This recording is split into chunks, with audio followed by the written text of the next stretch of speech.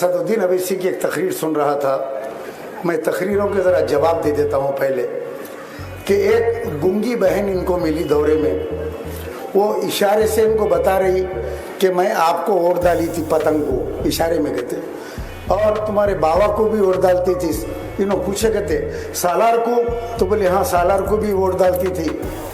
वो बेचारी आपसे पूछ रही राशन होना, मेरे को पैसे होना, दवा होना, इन्हों बोल रहे हैं वोट डाले मेरे को, अम्मा हमारे बाबा को भी डाले। अरे उन्हें कुछ और पूछ रही, 3000 रुपए के लिए रो रही है। कहते 3000 रुपए जमा करो, उसके बाद लाश को लेकर जाओ। ऐसे जालिम लोग तुम लोग हो। जब हम कहते हैं तो आके कहते ईमान फरोश है, मुनाफिक है, इनके जेब में फतवे हैं दोनों भाइयों के, बड़े आलिम फाजिल है, निकाल के दे देते फतवे।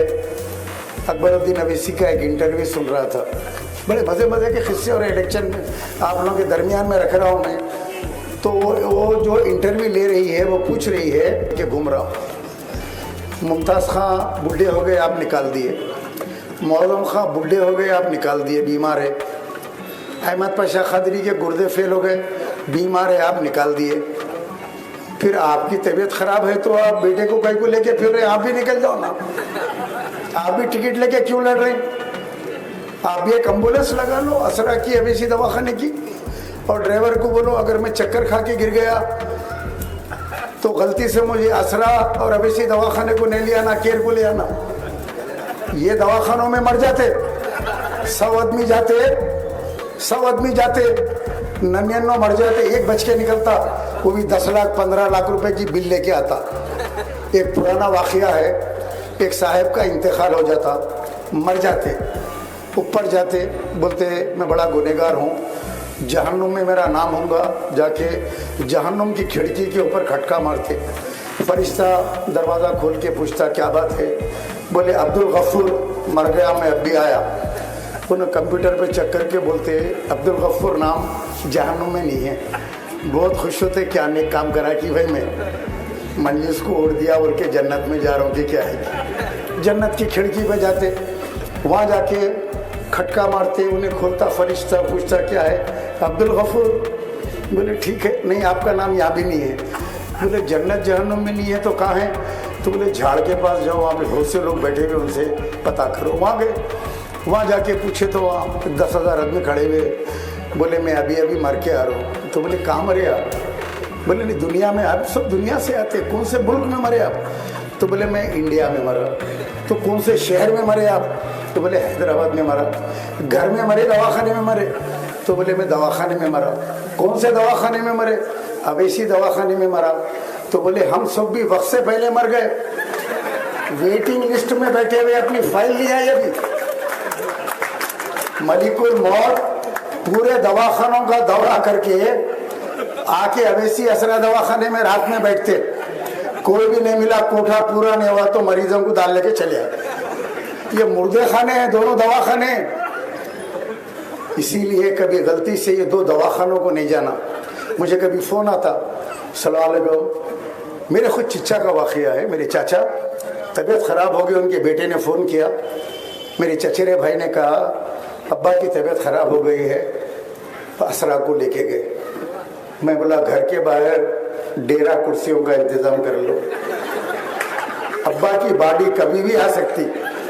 और वैसी छुआ 2 दिन के बाद मेरे चिच्चा की बॉडी आ गई घर। कभी भूल के भी ये 2 दवाखानों को नहीं जाना, यहाँ डॉक्टर बराबर नहीं है। छोटे छोटे पुट्टे जो प्रैक्टिस करते वो हाथ साफ करते रहते, हाथ साफ करने में आपकी विकेट निकल जाती है आपके बड़ों में। बहरहाल और भी जैसे हैं, मैं आप लोगों को तफसीली तौर पे आपको बताऊंगा। इतना कहूँगा एक काम वाले को वोट दो। अब काम वाला कौन है आप लोगों का फैसला करना। अब मैं रास्ते से आ रहा हूँ, कई लोग मुझे मेरी गाड़ी को रोक रहे हैं, कह रहे हैं सलीम भाई अमजदुल्ला खां को एक मौका मिलना चाहिए। मेरे दिल से दुआ निकल रही उन लोगों के लिए, या अल्लाह यहाँ के मुसलमानों के दिलों को फेर दे परवरदिगार, या अल्लाह ये जालिमों से कौम को बचा ले परवरदिगार, काम करने वाले नौजवान को अपने ऐबो गैब से मुंतखब फरमा, और जो फोकसिंग करके हराम का वोट डालते हैं, जामे निज़ामिया का फतवा है हराम का वोट डालना जायज नहीं है, मगर असदुद्दीन अवैसी कहने हराम भी जायज है, सूद भी जायज है और हराम के वोट डालना भी जायज है। लेकिन याद रखो, हराम का वोट आप लोग इस्तेमाल मत करो। इंशाअल्लाह ताला कामयाबी हक की होंगी। अब आखिरी में बड़े परेशान हैं, बोले कुछ पैसे बांटेंगे, बांट के अवाम के अंदर हम अब वोट ले लेंगे। अगर आके पैसे बांटे तो ले लो, क्योंकि हमारे पास तो कोई हराम की कमी नहीं है, ये बच्चे तो कुछ कमाए नहीं हराम का पैसा। किसकी तरफ से मिल रही वो पैसे देंगे आपको? अमजदुल्ला खान की तरफ से देंगे, ये लड़ रहा बोल के देंगे ना। अगर आज अमजदुल्ला खान इलेक्शन नहीं लड़ते तो क्या एमआईएम वाले आके पैसे बांटते? बोलो आप। कुत्ता नहीं पूछता, आज उन्होंने लड़ रहे बोल के लाके बांटेंगे आपको, ले लीजिए। लेकिन किसकी तरफ से बांट रहे हैं? अमजदुल्ला खान की तरफ से।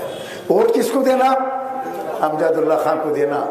काम के आदमी को जिताओ। ये कब तक का जो है जाहिलों को मुंतखब करते, एक जने एक ही डोज मुंह बंद हो जाता उसका। ये सदके के कब्रे का काई काई करना पूरा बन हुआ था एरिया में। बहरहाल एमबीटी को मुझे उम्मीद है ये सरों का समंदर बता रहा है कि लोग अमजदुल्ला खान की खिदमत को पसंद करते हैं और आने वाले दिनों में अमजदुल्ला खान को वोट देंगे, जो आपके मसाइल को हल करेगा, आपके काम आएगा, 1 रुपया आपसे नहीं लेगा। ये मैं कसम खाता हूँ अल्लाह को हाजिर और नाजिर जान के मैं शहादत देता हूँ, अमजदुल्ला खान अगर किसी माँ